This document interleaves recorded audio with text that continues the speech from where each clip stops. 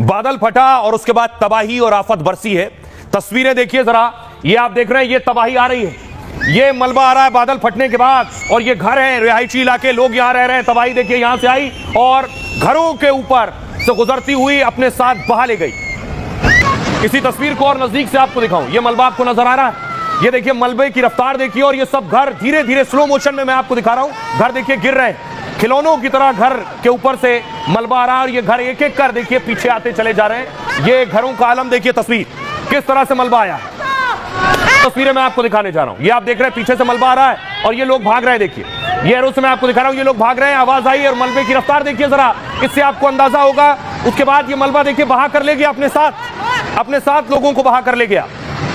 सोचिए जो लोग मलबे में दब गए उनमें से एक की तस्वीर देखिए, ये मलबे के बीच दबा हुआ शख्स उठ रहा है, फिर गिर जाता है, फिर उठता है, खुद को खींच रहा है, घसीट रहा है, किसी तरह से इस मलबे से बाहर आ सके।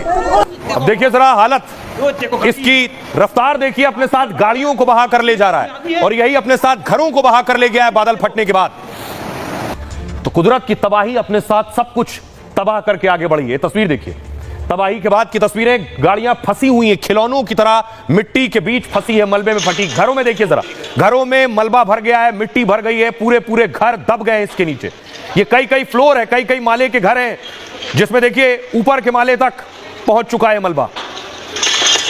आर्मी कैंप भी था यहां पर उत्तरकाशी में, और ये देखिए आर्मी कैंप की हालत आप देख रहे हैं, एक बाकायदा जिप्सी खड़ी हुई है, उस जिप्सी को भी आप देख रहे हैं, कैंप पूरी तरह से तबाह हो गया, और मलबा अपने साथ जो पहाड़ के पत्थर लेकर आया है, चारों तरफ वो पत्थर बिखरे नजर आ रहे हैं आपको। क्या है वहां से एक चश्मदीद ने ये मोबाइल से वीडियो बनाया है, और सब कुछ मलबे में दबा हुआ आपको दिख रहा है, जो कि परिस्थिति हो गई है कि किस जगह पर ये बादल फटा और ये तबाही कहां आई है उत्तराखंड में।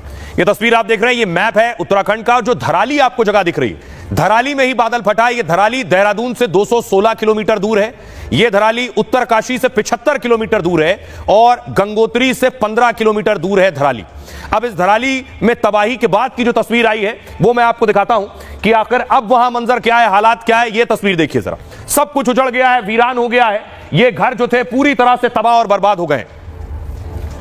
ये हालात हैं। सोचिए ये रिहायशी इलाका था, लोग यहां रहते थे, और इन घरों में अलग रौनक थी। तबाही के बाद की तस्वीर आप ये देख रहे हैं। अभी आपको बताऊं अभी इस वक्त हालात क्या हैं, क्या जान माल के नुकसान की जानकारी मिल रही है। दरअसल उत्तराखंड में 3 जगह बादल फटने से तबाही आई है, कुछ इसी तरह देख रहे हैं, ये जो मलबा है इसी तरह मलबा गुजरा है और अपने साथ सब बहा कर ले गया। सबसे ज्यादा तबाही और दहशत धराली में हुई है। अभी 4 धाम यात्रा चल रही है तो बड़ी संख्या में श्रद्धालु आ रहे थे, बादल फटने से पूरा गांव बह गया है, और कई तीर्थयात्री भी इसकी चपेट में आ गए। पानी इतनी तेजी से आया कि लोगों को भागने तक का मौका नहीं मिला। पानी और मलबे के सैलाब में 34 सेकंड में पूरा बाजार तबाह हो गया। भीषण बाढ़ से 20 से 25 होटल और होम स्टे तबाह हो गए हैं। कई गाड़ियां, दुकान और घर भी देखते ही देखते पानी में बह गए। 10 मिनट के अंदर ही सेना की टीम मौके पर पहुंची बचाव के लिए। सेना ने रेस्क्यू कर 15 से 20 लोगों को बचाने की बात की है, लेकिन भयंकर सैलाब में 30 से 40 लोगों की मौत की आशंका है, क्योंकि 4 लोगों की मौत के अलावा 50 लोग और लापता बताए जा रहे हैं। जहां पर आसमान से मुसीबत बरसी है वहीं पास में एक आर्मी कैंप भी था, और बादल फटने से आर्मी कैंप बह गया और हेलीपैड भी डूब गया है। मौसम विभाग का नया अलर्ट और भारी बारिश खतरा और बढ़ा रहा है। अगले 48 घंटे में बादल फटने और लैंडस्लाइड का अलर्ट जारी किया गया है। केदारनाथ और बद्रीनाथ के लिए भी रेड अलर्ट जारी हुआ है, लेकिन सबसे ज्यादा खतरा धराली में मौसम और भागीरथी का जलस्तर है। खबर है कि धराली भागीरथी नदी के किनारे एक बड़ी झील बन गई है, और अगर यह झील टूटी तो कई गांव और डूब सकते हैं और भारी तबाही मच जाएगी। खतरे को देखते हुए उत्तरकाशी के सभी स्कूल कॉलेज बंद कर दिए गए हैं। देहरादून और गंगोत्री से सेना के जवान बचाव के लिए पहुंचे हैं, लेकिन इलाके में मोबाइल नेटवर्क ठप होने से बहुत दिक्कतें पेश आ रही हैं। अब एनडीआरएफ की टीम मौके पर पहुंची है, प्रशासन निगरानी कर रहा है।